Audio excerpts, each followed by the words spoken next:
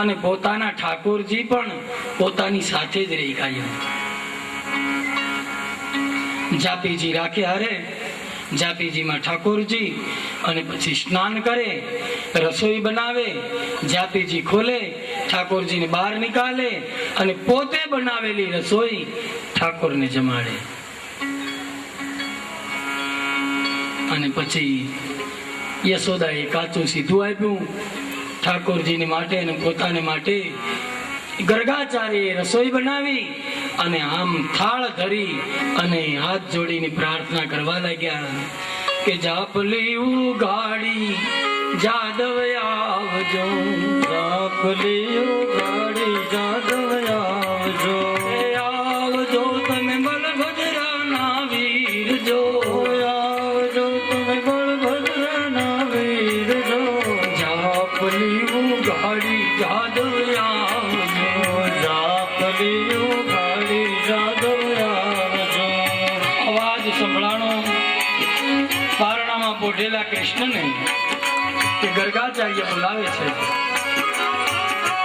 પારણામાંથી ઉતર્યા નીચે, ગોઠણિયા ભર હાલ્યા, આંગણામાં ઝાડ નીચે ગર્ગાચાર્ય જ્યાં જાપી ખોલીને ઠાકોરને જમાડે ત્યાં તો બાજુમાં આવ્યો, ઉપરનું કપડું ઉચકાયું અને બનાવેલી રસોઈ તેમાંથી ખાવા લાગ્યો.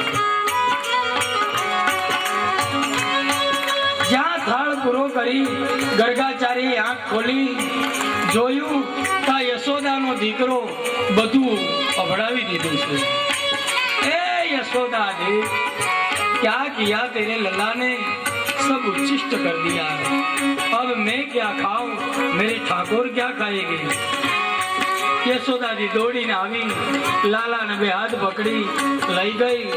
આવો તોફાની, પેલા બ્રાહ્મણનું બધું જૂઠું કરી નાખ્યું, ચાલ ઘરમાં.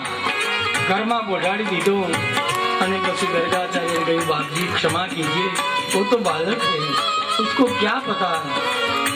फिर से रसोई बनाई, ફરીથી રસોઈ બનાવી, વળી થાળ તૈયાર કર્યો અને વળી જમાડ્યું.